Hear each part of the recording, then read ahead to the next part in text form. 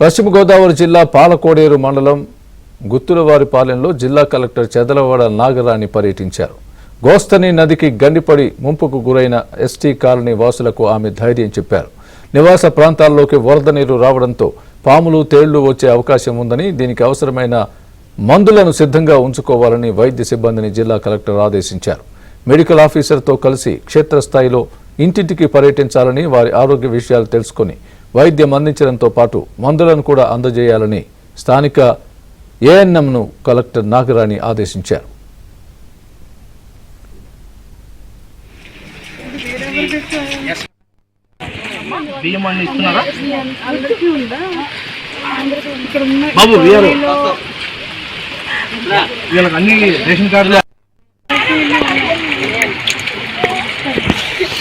ఎవరికి ఇళ్లలోకి ఇక్కడ ఏం రాలేదు.